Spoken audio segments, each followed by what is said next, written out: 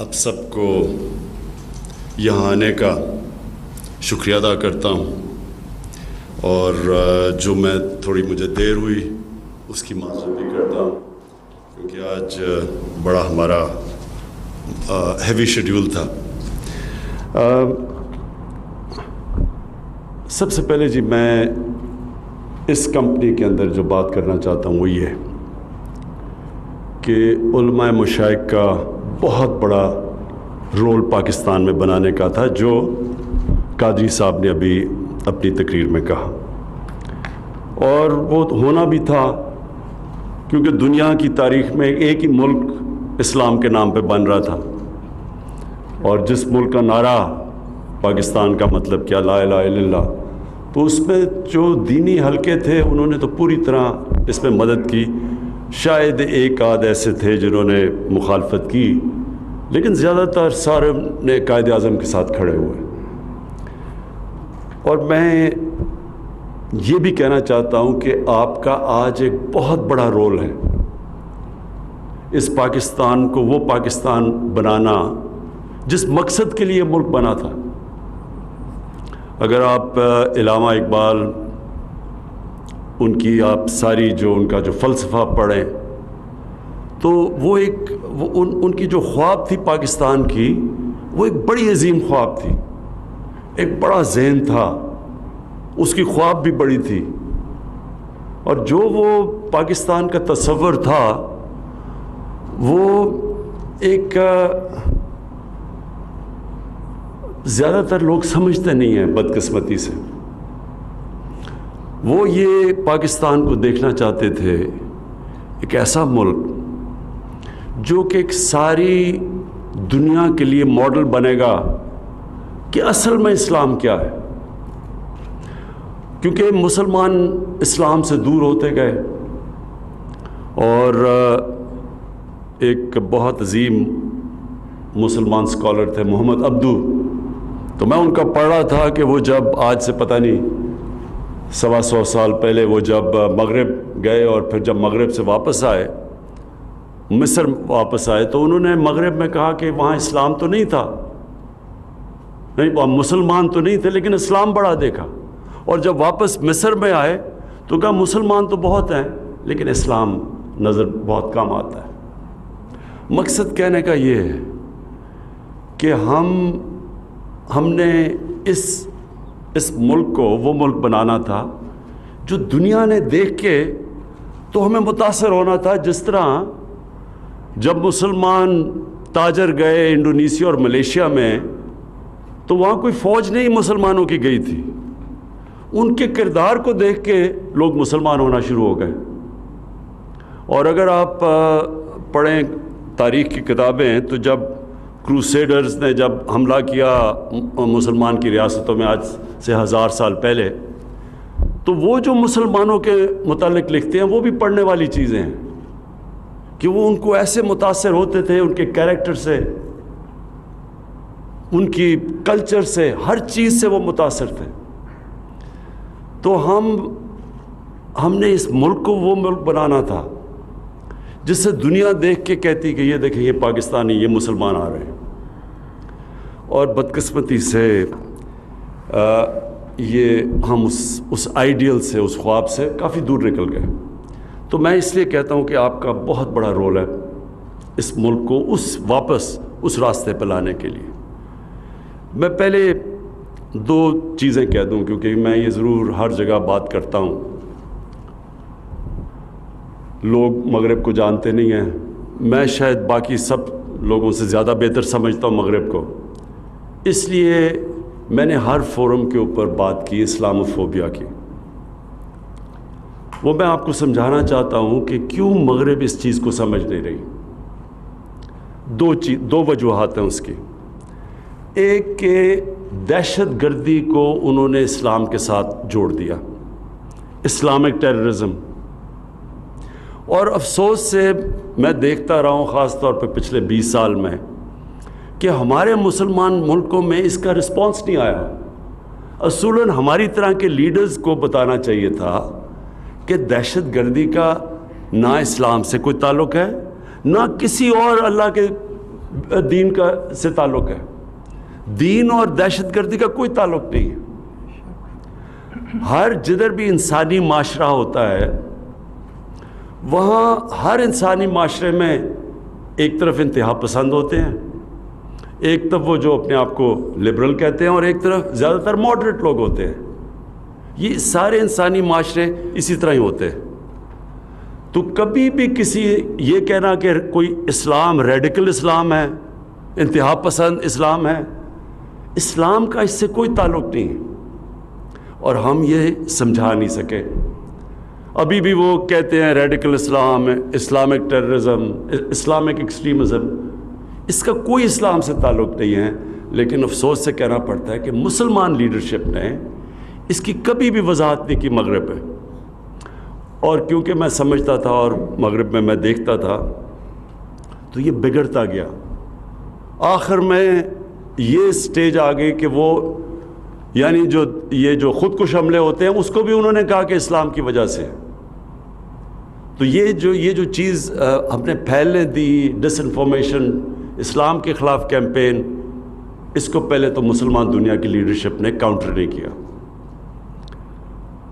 اور میں بار بار لوگوں کو سمجھاتا رہا کہ, اور باہر مغرب میں بھی ابھی بھی میں کہتا ہوں کہ خودکش حملے 9/11 سے پہلے جو سب سے زیادہ خودکش حملے کیے تھے وہ ٹیملز نے کیے تھے سری لنکا میں. وہ ہندو تھے لیکن کبھی کسی نے ہندو ٹیررزم نہیں کہا.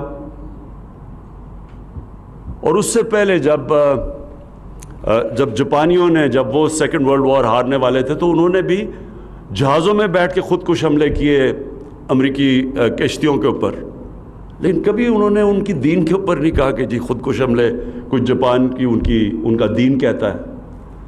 تو یہ پہلے تو یہ غلطی ہم نے کی اور یہ پھیلتا گیا. پھر ایک اس سے پہلے غلطی کی, سلمان رشدی نے جب کتاب لکھی سیٹینک ورسز, فتنہ اس نے کیا اور اسے پتا تھا کہ مسلمان دنیا میں ایک ریاکشن آئے گا, غصہ ہوگا.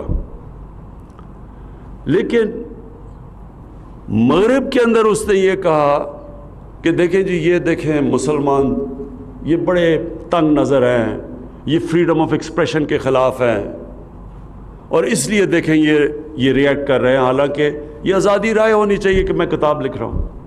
اسے پتا تھا کہ کیا ریئیکشن آنا ہے کیونکہ وہ مسلمان گھر میں بڑا ہوا تھا.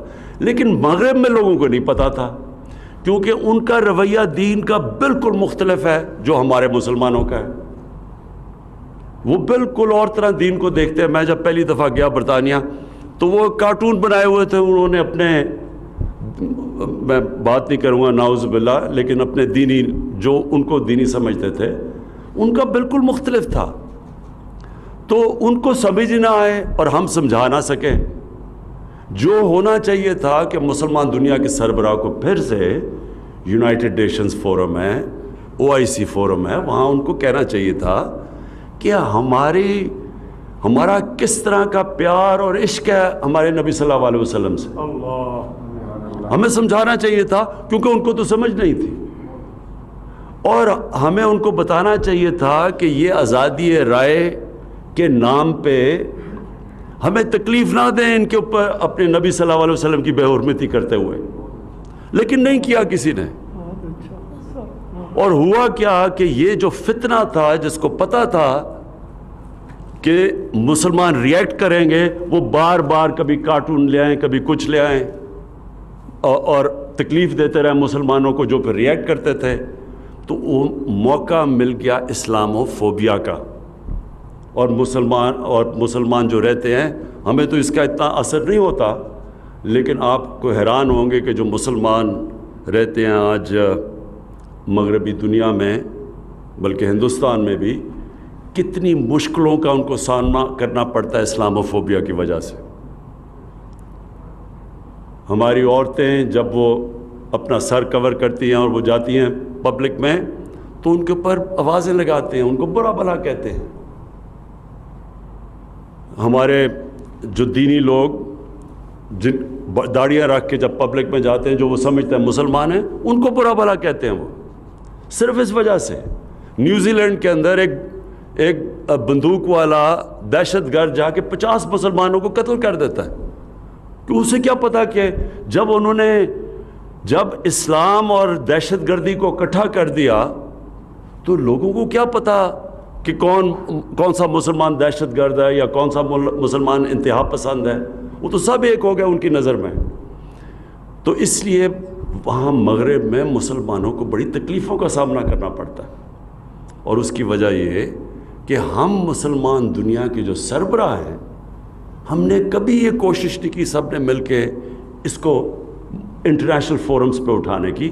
اس لیے میں OIC میں بھی یہ چیز اٹھائی, آتے ساتھ ہی یونائٹڈ نیشنز میں بھی اٹھائی, اور بار بار دوسری دفعہ پھر اٹھایا کہ کوشش کر رہا ہوں. اور پھر میں نے سارے مسلمان سربراہ کو لیٹر لکھے کہ جب تک ہم سب مل کے مغرب کو نہیں اپروچ کریں گے, یہ بار بار اس طرح کی چیزیں ہوتی رہیں گی اور ہمیں تکلیف ملتی رہے گی, اور ان کو موقع مل جائے گا کہنے کا کہ دیکھیں جی کتنے تنگ نظر ہیں مسلمان. جبکہ یہودی کیونکہ وہ آرگنائزڈ ہیں, آج کسی کی مجال نہیں ہے, کوئی بھی یہودیوں کے خلاف بات نہیں کر سکتا وہاں مغرب پہ. وہ ایک ورڈ استعمال کرتے ہیں, جو بھی اسرائیل کی بھی کوئی تنقید کرے وہ اینٹی سیمائٹ کہہ دیتے ہیں, سب چپ ہو جاتے ہیں, کوئی بات نہیں کرتا. اور جو ہولوکاسٹ ہے, جس جو ایک بہت بڑا ظلم ہوا تھا یہودیوں کے خلاف جرمنی کے اندر, تو آج اس کی آپ آزادی کے رائے کے نام سے اس کے اوپر کوئی بات ہی نہیں کر سکتے, اس طرح کا اس کی کوئی منفی بات نہیں کر سکتے. 4 یورپین ملکوں میں جیل میں چلے جاتے ہیں آپ, تو وہاں آزادی رائے نہیں ہے, لیکن ادھر وہ آڑ لے لیتے ہیں آزادی رائے کی. اور میں اس کو زیادہ اپنی کمزوری سمجھتا ہوں, اپنی مسلمانوں کی. اور انشاءاللہ میں آپ سب کو یہاں یہ کہتا ہوں کہ میں پوری کوشش کرتا رہوں گا, مسلسل کوشش کروں گا. مسلمان دنیا کے سربراہوں کو میں پوری ہر طرح جب بھی میں ملتا ہوں میں ان کو بھی کوشش کرتا ہوں, اور مغرب کے بھی جب ان کے سربراہ کو ان کو بھی میں سمجھانے کی کوشش کرتا ہوں کہ یہ ایک انسانوں کے اندر تقسیم ہو رہی ہے یہ, جب آپ ہمارے نبی صلی اللہ علیہ وسلم کی شان میں گستاخی کرتے ہیں. اب جی میں صرف آپ کو یہ بتا دوں کہ میرے نظر میں کوئی اسلام کا اسکالر نہیں ہوں, لیکن ایک طالب علم ہوں, اور میں کافی اسٹڈی کرتا ہوں اور کرتا رہا ہوں, اور کافی دیر سے کر رہا ہوں. یہ میرا ایمان ہے کہ جو مدینہ کی ریاست تھی, کیونکہ وہ نبی صلی اللہ علیہ وسلم کی سنت تھی, کیونکہ وہ انہوں نے بنائی تھی, اور قرآن میں اللہ نے ہمیں حکم دیا تھا کہ ان کی سنت پہ چلو,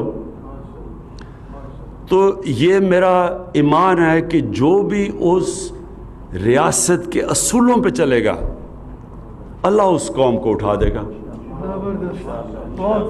اور وہ قوم اگر مسلمان نہ بھی ہو تو اللہ اس قوم کو اٹھا دے گا اگر ان اصولوں پہ چل گئی وہ قوم. اور کیونکہ میں مغرب پھرا ہوا ہوں تو میں آپ کو یقین دلاتا ہوں کہ میں نے ان قوموں کو جو محمد عبدو نے کہا تھا آج سے 125 سال پہلے, میں نے اپنی آنکھوں سے دیکھا مغرب میں.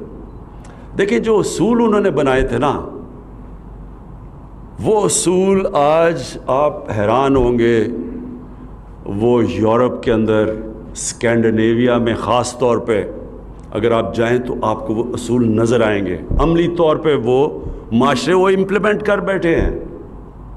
انسانیت کا نظام, یعنی ایک غریب آدمی, اس کو پوری طرح ریاست اس کی بنیادی ضروریات پوری کرتی ہے, جو دنیا کی تاریخ میں سب سے پہلے مدینہ کی ریاست میں ہوا تھا. اس کے تعلیم, اچھی تعلیم اور ریاست دیتی اور مفت. اور وہاں یہ نہیں ہوتا کہ 3 قسم کے سلیبس ہیں, انگلش میڈیم, اردو میڈیم اور پھر دینی مدرسے, 3 ڈفرینٹ سلیبس. ایک سلیبس ہوتا ہے, میں غریب آدمی ہوں, میرا بچہ میں پیسے نہیں دے سکتا, حکومت اس کو اعلیٰ تعلیم دیتی ہے, اور وہ تعلیم کہ وہ بچہ ملک کا وزیر اعظم بھی بن سکتا ہے, ڈاکٹر بن سکتا ہے, کہیں بھی, یعنی کوالٹی کی تعلیم دیتی ہے اور مفت. بے روزگار ہو, حکومت پیسے دیتی ہے جب تک اس کو روزگار نہیں ملتا. وہ اگر ہسپتال میں جائے گا اس کو مفت علاج ملے گا, میں یہ اسکینڈینیویا کی اب بات کر رہا ہوں. عدالت میں جائے گا, لیگل ایڈ ملے گی, حکومت وکیل کر کے دے گی اس کو. اس کو ایک فلاحی ریاست کہتے ہیں. یہ چیزیں ہمارے نبی صلی اللہ علیہ وسلم نے مدینہ میں کی تھیں, جس سے انہوں نے عام آدمی کے لیے ساری بنیادی ضروریات پوری کی تھی. اور دوسری چیز جو انہوں نے مدینہ میں کیا تھا وہ رول آف لا, قانون کی بالادستی. قانون کی بالادستی یہ کبھی بھی آج تک, میں آپ سارے علماء اور مشائخ کے سامنے کہنا چاہتا ہوں کہ کبھی بھی آج تک کوئی دنیا کا معاشرے نے ترقی کی نہیں جدھر قانون کی بالادستی نہیں ہوئی. کوئی آج اٹھا کے دیکھ لیں, آج دنیا کے خوشحال ملک دیکھ لیں, سارے جتنی زیادہ قانون کی بالادستی, رول آف لا, جتنا انصاف کا نظام, اتنا ہی وہ ملک خوشحال ہے. تو جب انہوں نے نبی صلی اللہ علیہ وسلم نے کہا کہ اگر میری بیٹی بھی قانون توڑے گی تو اس کو سزا ملے گی, اور پھر کہا کہ تمہارے سے پہلے بڑی قومیں تباہ ہوئیں جدھر طاقتور کے لیے قانون اور کمزور کے لیے دوسرا. یہ یاد رکھیں کہ یہ ایک پورا فلسفہ ہے اس کے اندر. اور ہمارے سامنے آج آپ تماشا دیکھ رہے ہیں کہ اربوں روپے کے کیسز ہیں لوگوں پہ, اور وہ کہتے ہیں ہمیں این آر او دے دو. غریب لوگ جیلوں میں مرے ہیں, جنہوں نے گائے چوری کی, بھینس یعنی موٹر سائیکل چوری کیا, وہ تو جیلوں میں چلے گئے. تو جن کے پاس ثابت ہو گیا کہ اربوں روپے انہوں نے اس ملک کے چوری کیے ہیں اور باہر لے گئے ہیں, وہ کہتے ہیں ہمیں این آر او دے دو. یہ آپ کے سامنے ہو رہا ہے. یہ اسی لیے ہمارے نبی صلی اللہ علیہ وسلم نے کہا تھا کہ بڑی قومیں تباہ ہوئی تمہارے سے پہلے, جو یہ بڑوں کو, طاقتور کو, ڈاکو کو این آر او, اور بیچارے چھوٹے لوگوں کو پکڑ کے جیل میں. چھوٹے لوگوں کی چوری سے تو ملک نہیں تباہ ہوتا. آپ گائے بھینس, یہ موٹر سائیکل اور تھوڑی چوریاں, اس سے ملک نہیں تباہ ہوتا. ملک تباہ ہوتا ہے جب ملک کا وزیر اعظم اور اس کے وزیر چوری شروع کرتے ہیں. اور آج تیسری جو ہم کہتے ہیں یہ ڈیولپنگ ورلڈ, یہ جو جن کو تھرڈ ورلڈ کہتے ہیں, ڈیولپنگ ورلڈ, غریب ملک, آپ ایک ایک غریب ملک کو دیکھ لیں, ہر جگہ ان کے سربراہ, ان کے وزیر اعظم, ان کے وزیر وہاں سے ملک کا چوری پیسہ کر کے باہر لے جاتے ہیں. ایک ایک ملک میں آپ کو بتا سکتا ہوں. ہر سال, یہ ذرا آپ سب کے لیے, ہر سال 1000 ارب ڈالر غریب ملکوں سے چوری ہو کے امیر ملکوں میں جاتا ہے. 1000 ارب ڈالر. یعنی ہمارا جو, آپ یہ سوچیں کہ ہمارا جو سالانہ بجٹ ہے وہ زیادہ سے زیادہ 60 ارب ڈالر ہے. تو 1000 ارب ڈالر صرف غریب ملکوں سے چوری ہو کے امیر ملکوں پہ جا رہا ہے. تو اس لیے وہ کیوں چوری ہو کے جاتے ہیں؟ وہاں بھی یہی ہو رہا ہے, طاقتور این آر او اور غریب آدمی جیل میں. تو یہ نظام جو حضرت, اور اس کو کہتے ہیں ظلم کا نظام, اور اس کے لیے حضرت علی رضی اللہ تعالیٰ نے کہا تھا کہ کفر کا نظام چل جائے گا لیکن ظلم کا نظام اور ناانصافی کا نظام نہیں چل سکتا. تو میں جو آپ سے چاہتا ہوں, 4 چیزیں آپ سے چاہتا ہوں. ایک تو مدینہ کی ریاست کے اصول, یہ پلیز آپ ہر جدھر بھی آپ بات کرتے ہیں لوگوں کو بتائیں تو صحیح کہ وہ اصول کیا تھے. وہ جو انہوں نے نبی صلی اللہ علیہ وسلم نے جو اصول کے سیٹ اپ کیا تھا, جو بنیاد بنائی تھی اس کی, وہ کوئی وجہ تو تھی کہ وہاں ہمیں قرآن کہتا ہے ان کی زندگی سے سیکھو, اللہ کہتا ہے ان کی زندگی سے سیکھو, کہ وہی قوم جس کی کوئی حیثیت ہی نہیں تھی وہ دنیا کی امامت کی انہوں نے. اور یہ نہیں کہ کوئی صدیاں لگی, یا 15-20 سالوں کے اندر ان کی ہجرت کے بعد 15-20 سالوں کے بعد 2 سپر پاورز گھٹنے ٹیک گئیں. یہ تو تاریخ کا حصہ ہے نا, یہ تو کوئی کہانیاں نہیں ہیں, یہ تو ڈیٹس ہیں. یہ تو آپ پڑھ لیں ہسٹری آف دا ورلڈ, اس کے اندر آپ کو بتا دیں گے کہ وہ ایک ساری دنیا دنگ ہوا کیا تھا. کوئی ابھی تک نہیں سمجھ سکتا کہ اتنا بڑا انقلاب کیسے آ گیا. دیکھتے دیکھتے ساری دنیا میں پھیل گئے. وہ اس لیے اللہ ہمیں کہتا ہے کہ ان کی زندگی سے سیکھو, ان اصولوں سے سیکھو.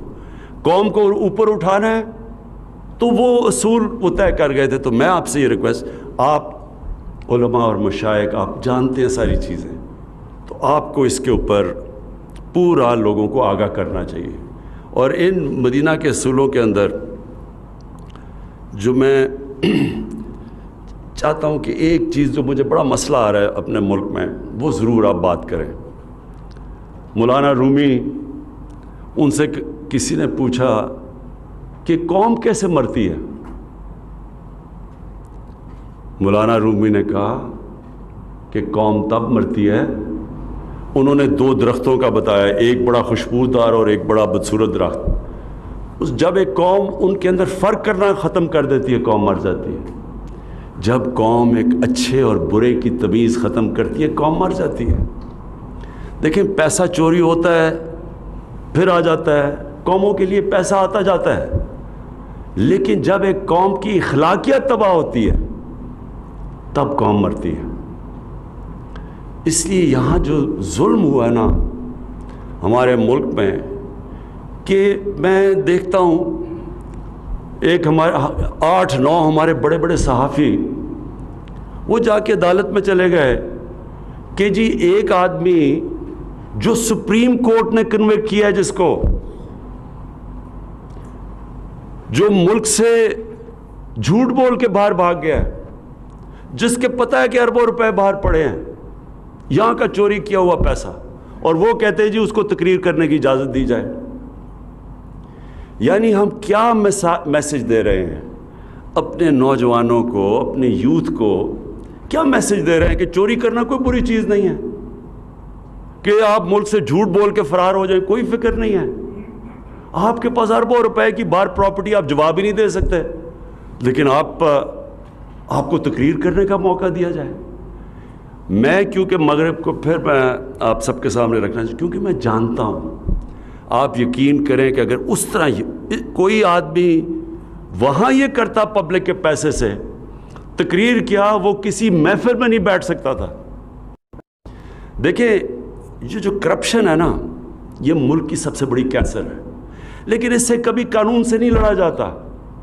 ہاں, ہم قانون سے لڑ رہے ہیں, آپ دیکھ رہے ہیں, ہم قانونی کارروائی ہو رہی ہے, لیکن قانون سے پورا معاشرہ لڑتا ہے, کیونکہ معاشرے کا پیسہ چوری ہوا ہوتا ہے, میرا تو نہیں پیسہ چوری ہوا.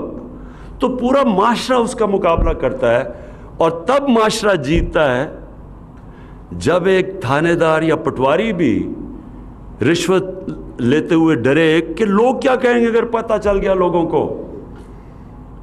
یہ سمجھنے کی بات ہے. جب معاشرے کے اندر ویلیو سسٹم یہ ہو جاتا ہے کہ وہ معاشرہ ایکسیپٹ ہی نہیں کرتا جو آدمی اس معاشرے کے پیسے چوری کرے, قانون توڑے, تب وہ معاشرہ جیتا ہے کرپشن کی جنگ. سنگاپور کے اندر, سنگاپور ہمارے ساتھ ہمارے تھوڑی دیر بعد آزاد ہوا, ادھر ایک پرائم منسٹر آ گیا, وہاں بھی کرپشن تھی. اس نے آ کے, وہ خیر چھوٹا ملک تھا, اس نے آ کے آہستہ آہستہ آہستہ اس کو 5-10 سالوں کے اندر اس نے کرپشن پہ قابو پا لیا. لیکن پھر اس نے ایک اس طرح کی اخلاقیات سنگاپور کو دی کہ 15 سال کے بعد اس کے آنے سے اس کے ایک وزیر نے پیسے چوری کیے کرپشن کی, وہ پکڑا گیا. وہ اور قریب تھا پرائم منسٹر کے, وہ قریب تھا وزیر. جب وہ پکڑا گیا اور اس نے کہا, اس کو جب سزا ہونی تھی, اس نے خودکشی کر لی. کیوں خودکشی کی؟ اس کو پتا تھا کہ معاشرے میں میری جگہ ہی حیثیت ختم ہو گئی ہے, اب میں نہ میرا رشتہ دار کہیں جا ہی نہیں سکیں گے, معاشرہ میں پوچھے گا نہیں. امریکہ کے اندر ایک برنی میڈوف, ایک نام, اربوں پتی بن گیا, اربوں پتی. اس کے اوپر فلم بھی بنی ہوئی ہے. وہ اس کے سارے بڑے بڑے امریکہ کے بڑے بڑے نام اس کو جانتے تھے, وہ پارٹیز ڈنرز پہ جاتا تھا. اس کے 2 بیٹے تھے اور ایک اور بیوی کے علاوہ 2 بیٹے تھے. وہ پتہ چلا 15-20 سال کے بعد کہ اس نے ایک بہت بڑی کرپشن کی. اب یہ ذرا آپ سنیں کہ کیا فرق ہوتا ہے معاشرے میں, کیسے معاشرہ کرپشن کا مقابلہ کرتا ہے. جب پتہ چلا اس کی بیوی نے اس کو طلاق دی، اس کے ایک بیٹے نے خودکشی کر لی، دوسرا بیٹا غم میں چلا گیا کہ جگہ کوئی نہیں ہے، وہ سٹریس کے اندر ہی مر گیا۔ یعنی یہ میں صرف اس کو آپ کو یہ کہہ رہا ہوں کہ اس سے خوف ہوتا ہے لوگوں کو کہ پکڑے گئے تو کیا ہوگا۔ تو ہمارے معاشرے میں بدقسمتی سے کرپٹ لوگ شام کو ٹی وی پہ بیٹھ جاتے ہیں، وہ جا کے ان کو ایسے رکھتے ہیں جیسے کہ پتہ نہیں یہ معاشرے کا حصہ ہے۔ جب آپ یہ لوگوں کو پیغام ہی نہیں دیں گے کہ یہ بری چیز ہے تو قانون بنانے سے تو نہیں کرپشن ختم ہوتی۔ تو میں آپ سے یہ یہاں ہیلپ چاہتا ہوں، کیونکہ اس میں تو بڑا واضح ہے، قرآن میں اللہ کہتا ہے ایک بد کردار آدمی اور ایک نیک آدمی کو ایک ترازو میں تو نہیں، آپ وہ ایک تو نہیں ہے، آپ ان کو ایک طرح تو نہیں ٹریٹ کریں گے۔ جب آپ سزا اور جزا یا اچھے برے کی تمیز ہی نہیں کریں گے تو برائی میں تو پھر کوئی بری چیز نہیں ہے۔ شارٹ کٹ ہے، میں پیسہ بنا، میں کیوں محنت کروں جب میں پیسے بنا سکتا ہوں۔ اچھا جی، دوسری چیز، 4 چیزیں آپ سے چاہ رہا تھا۔ دوسری چیز یہ کہ میں چاہتا ہوں کہ آپ جب بھی بات کریں تو لوگوں کو صفائی کی طرف لگائیں۔ ہم مغرب میں جاتے ہیں، وہاں صاف ستھری جگہ ہوتی ہیں، وہاں جائیں آپ، یعنی ہم کیوں نہیں صاف ہو سکتے؟ ہم کیوں نہیں؟ اس پہ کوئی پیسے لگانے کی تو چیز نہیں ہے، یہ تو مائنڈ سیٹ ہے۔ تو میں چاہتا ہوں کہ جدھر بھی جو بھی موقع ملے آپ ضرور، کیونکہ آپ سب کے پاس آواز ہے، لوگوں کو سمجھائیں کہ جب نبی صلی اللہ علیہ وسلم نے کہا تھا کہ آدھا ایمان صفائی ہے تو کسی وجہ سے کہا تھا۔ ہم جو وضو کرتے ہیں یہ سمبولک ہے کہ ہم صاف لوگ ہیں۔ مسجد میں جاتے ہیں کہ اتنے گندے وہ باتھ رومز دیکھ کے وہ کوئی صفائی نہیں، کچھ نہیں، تو ہم اوپر سے اللہ کا نام لے رہے ہیں۔ اور یعنی وہ جو ہمارے نبی صلی اللہ علیہ وسلم نے بنیادی چیز کہ ہم صاف لوگ ہیں، میں وہی پھر آپ کو بتاؤں، میں نے کتاب پڑھا تھا کروسیڈرز کی، یہ جب پہلی دفعہ یورپ سے لوگ آئے اور جو مسلمانوں سے ٹاکرا ہوا ان کا، جب انہوں نے جروسلم کے اوپر واردات کی، تو وہ جو مسلمان کے اکاؤنٹ پڑھے وہ کہتے تھے کہ یہ نہاتے نہیں ہیں، ان سے بو آتی ہے، یہ ایسے، اور وہ کہتے تھے یہ بڑے صاف لوگ ہیں۔ حمام پہلی دفعہ انہوں نے زندگی میں دیکھے تھے جب وہ پہلی دفعہ آئے، تو یورپ میں تو تھا ہی نہیں ایسا۔ تو میں اب وہ الٹا ہو گیا، وہاں صفائی ہے اور ہمارا حالات برے ہیں۔ تو میں یہ دوسری چیز آپ سب سے چاہتا ہوں کہ معاشرے کے لیے، یوتھ کے لیے ضرور بات کریں صفائی کی۔ اور پھر سب سے امپورٹنٹ چیز دیکھیں، نبی صلی اللہ علیہ وسلم نے کسی نے ان سے ایک دفعہ پوچھا، ایک قریش کا آدمی، اس نے کہا جی میں اب 60 سال کا ہوں، میں عادتیں نہیں بدل سکتا، میرا سارا قبیلہ مسلمان ہو رہا ہے تو مجھے بھی ہونا پڑ رہا ہے، تو اب میں عادتیں نہیں بڑھ سکتا، مجھے ایک چیز بتاؤ مسلمان ہونے کی کہ میں عادتیں بھی رکھوں اور مسلمان بھی ہو جاؤں۔ انہوں نے کہا سچ بولا کرو۔ دیکھیں میں آپ سب سے کہتا ہوں کہ اس کے اوپر پلیز زور دیں، سچائی پہ، یوتھ پہ، بچوں پہ، سب پہ، جدھر بات کریں آپ کی پھر سے میں کہتا ہوں آواز ہے۔